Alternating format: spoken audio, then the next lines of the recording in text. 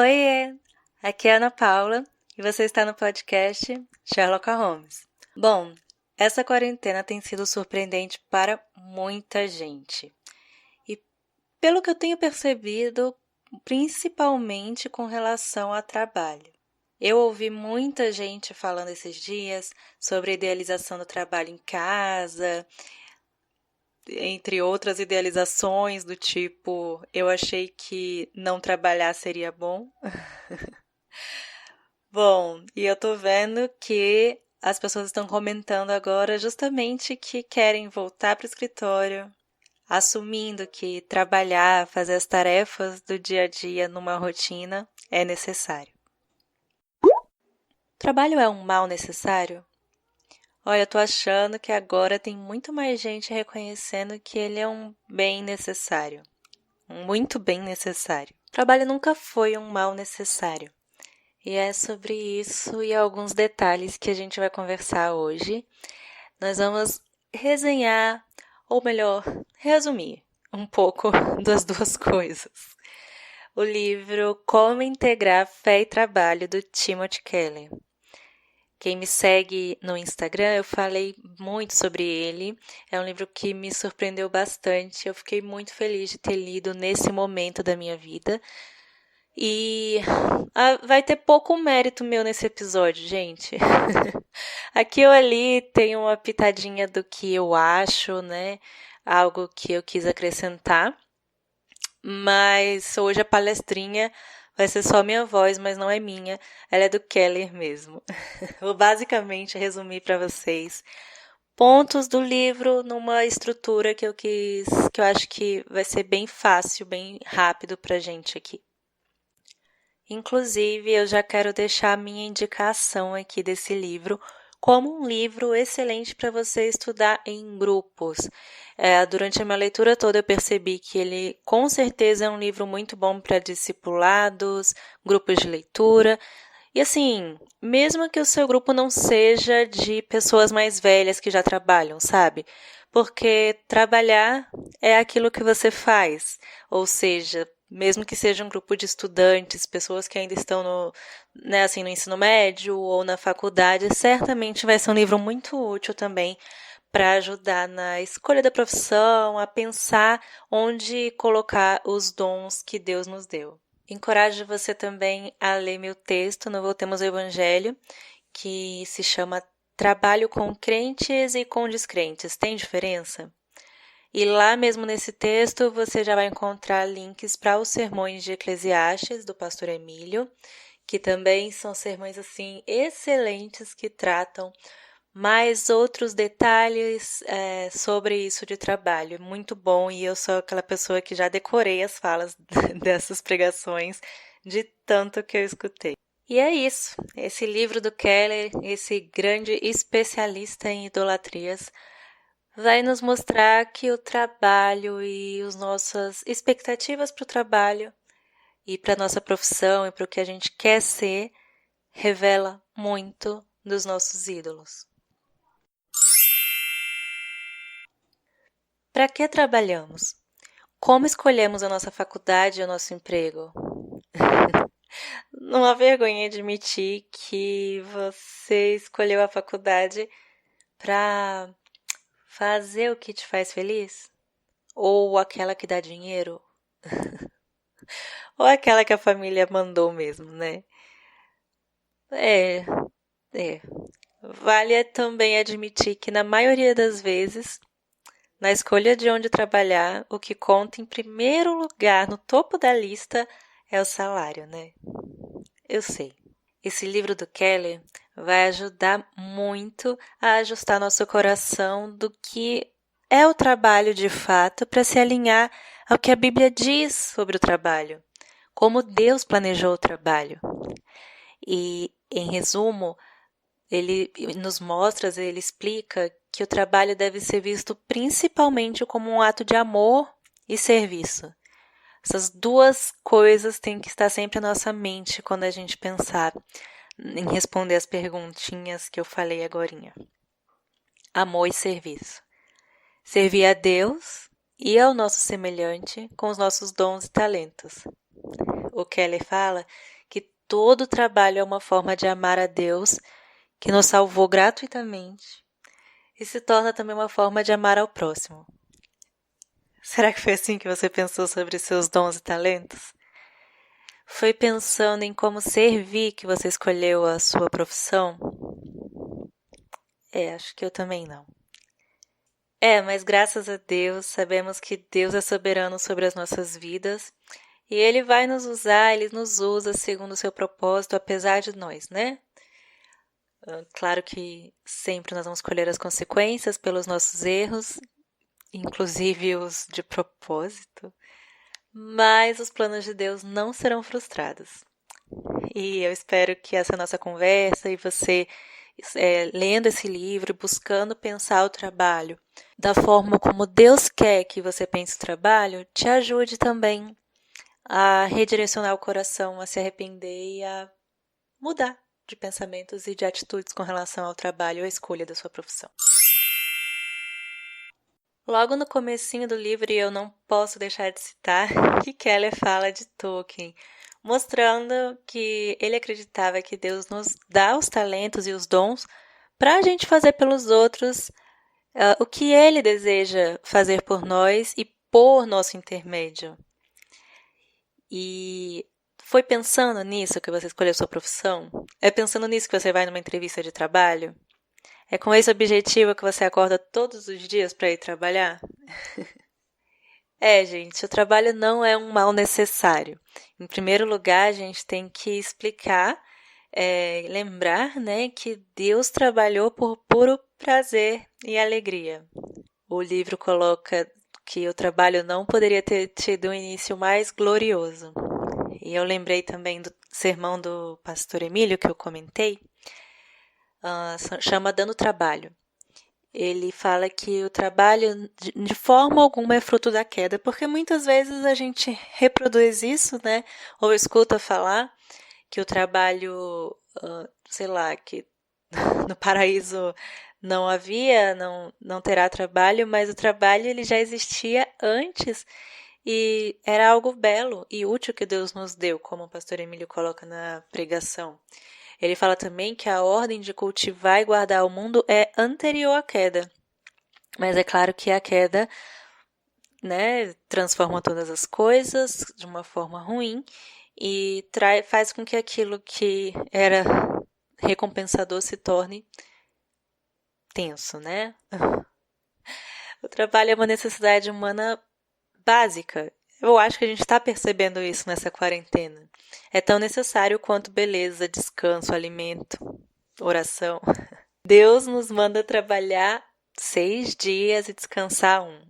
E não trabalhar um dia e descansar 6. E aí o Timothy Keller vai nos mostrar que ficar sem trabalho realmente é inquietante, deixa a gente tão nervoso, não só por causa, não necessariamente porque questões de você não ter o salário, mas especialmente porque nós somos criados por Deus para trabalhar. E é quando a gente faz isso, quando a gente faz as coisas que Deus nos criou, que nós somos livres. O trabalho faz com que a gente seja útil uns aos outros, em vez de passar a vida toda olhando só pra gente. Mas claro que, apesar de não ser um mal em si mesmo, o trabalho também está debaixo do pecado, né?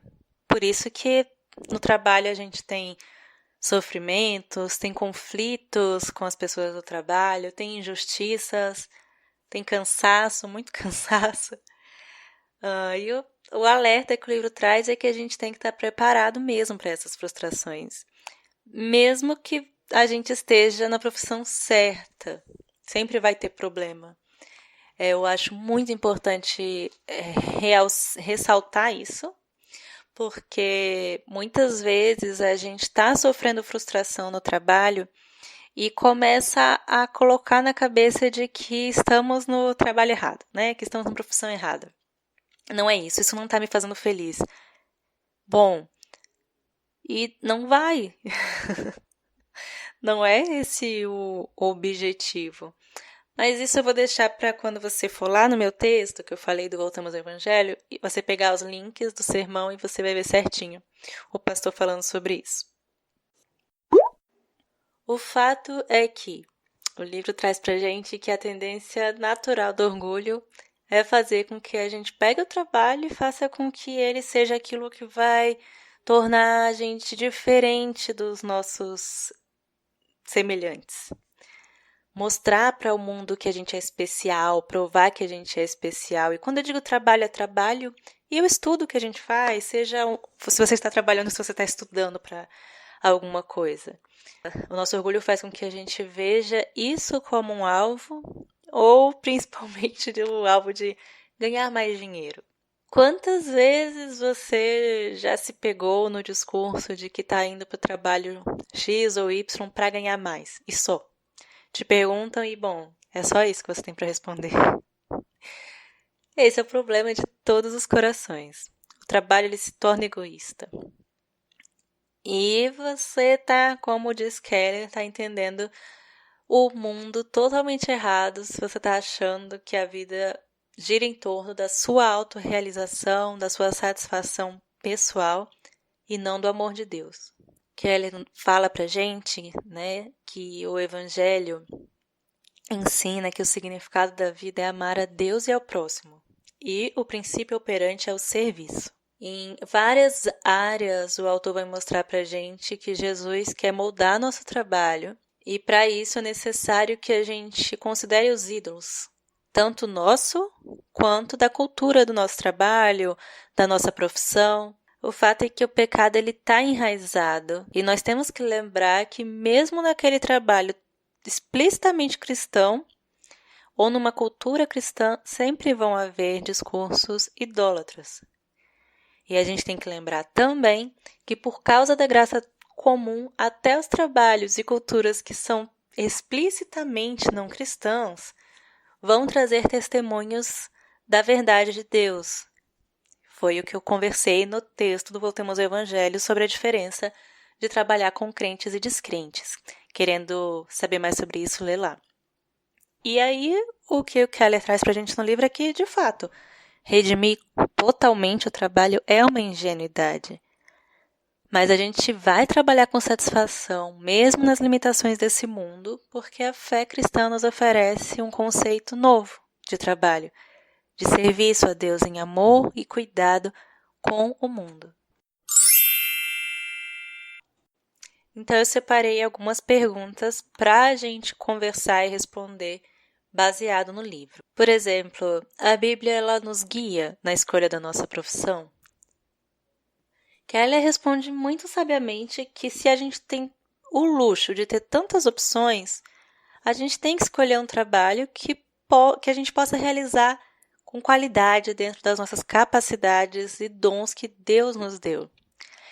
E se o propósito maior do trabalho é servir a sociedade, a gente tem que escolher um trabalho que beneficie o próximo, né? E aqui vale a gente lembrar que Deus não deseja usar os homens e mulheres apenas no ministério, mas em todas as áreas você pode ser usado por Deus com os seus dons na medicina, no direito, na comunicação. O fato é que a Bíblia nos mostra que sabedoria é mais do que obedecer às normas de Deus. É também a gente agir corretamente nas situações em que as regras não oferecem aquela resposta clara. Não tem uma lei bíblica dizendo qual emprego você tem que aceitar, se você tem que voltar ou não a estudar, com quem você vai casar, se você tem que falar ou se você tem que calar naquele momento. E Keller nos lembra que a forma de adquirir a sabedoria para tomar essas decisões é, bom, o Espírito Santo nos faz sábios, mas não é como um passe de mágica. O que ele faz é tornar Jesus uma realidade na nossa vida, uma realidade viva, que ilumina e transforma o nosso caráter e muda o nosso comportamento. Agora, como? Bom, o principal é conhecer a Deus pessoalmente, ter um relacionamento com Ele. A gente tem que conhecer o Evangelho, e o Evangelho vai impedir que a gente superestime ou subestime a nós mesmos, porque o Evangelho vai mostrar os nossos pecados e o amor de Cristo por nós. E Keller coloca também que a sabedoria vem da experiência também. E só um tolo não aprende com os altos e baixos que passa. Na perspectiva cristã, o modo da gente realizar o chamado que nós temos é analisando como fomos criados, recebemos os nossos dons do nosso Criador. Então, sejamos sábios, porque é com sabedoria que a gente vai escolher a nossa profissão. Por que o trabalho do crente deve ser diferente? O trabalhador cristão não deve trabalhar o mínimo necessário. Eu acho essa pontuação do Keller excelente. Ele coloca também que a gente, como cristão, não deve desempenhar o papel só quando o supervisor está perto. A gente nunca deve estar distraído. Por quê? Porque a gente trabalha, gente, como para Cristo. Sim, a gente trabalha para Cristo. E se a gente trabalha como servindo a Cristo, a gente não vai trabalhar nem de mais, nem de menos. E não será dinheiro ou falta dele que vai controlar a qualidade do nosso trabalho. Viu? E os patrões cristãos? Bom, peguei aqui só uma partezinha do livro de uma forma muito direta para falar dos chefes, que é que eles também são escravos de Cristo. Como se portar de modo diferente no trabalho? Keller vai colocar para a gente que se os cristãos são motivados por virtudes diferentes, perspectivas diferentes, para um público diferente que é Deus, então a gente tem que ficar conhecido no trabalho por não ser cruel, por não sermos injustos, né? Temos que ficar conhecido pelo nosso cuidado, por sermos preocupados uns com os outros, simpatia, disposição de perdoar e de reconciliar. Não devemos ser marcados por sermos vingadores, falsos, rancorosos, picuinhas, sabe? A gente tem que ser reconhecido pela nossa generosidade. E o trabalhar com descrentes? Não esquece de ir lá ler meu livro, ó, queria eu, ler meu texto no Voltemos ao Evangelho sobre isso. Então, sobre trabalhar com descrentes, Kelly vai falar pra gente que o principal é que a gente não deve ser intolerante. Porque a gente tem que lembrar que por causa da providência de Deus, a graça de Deus, muitos não cristãos recebem talento para realizar as tarefas.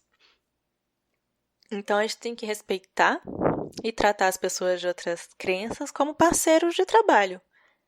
E, principalmente, nunca sentir vergonha por sermos identificados com Jesus. Essas são as principais perguntas que eu quis trazer, tirar do livro para responder aqui com vocês. São respostas do Keller mesmo. Eu achei que é muito necessário, eu espero que ajude que a gente volte ao trabalho. Eu ainda estou trabalhando normalmente, mas que quem está passando por isso também e a gente tenha outras perspectivas, que alinhe as nossas ideias e o nosso coração com a perspectiva bíblica, com a forma que Deus quer que a gente veja o nosso trabalho. Dessa forma, eu acho que muito das perguntas, das coisas que a gente tenta responder na hora de tomar decisões no trabalho, a gente vai parar de focar na pergunta o que eu ganho com isso e tentar focar ao máximo na pergunta como eu posso amar a Deus com isso e servir ao próximo com isso. Eu espero muito que você tenha gostado desse episódio. Não deixe de ler o livro, eu realmente quis fazer esse episódio para motivar vocês. Eu percebi que não são muitas pessoas que conhecem esse livro do Keller, né? E fica aí a minha dica. Eu espero muito que vocês tenham gostado, que tenha sido útil. Passa lá para ler o texto no Voltemos e ouvir as pregações também, tá bom? Um grande abraço e até o próximo episódio.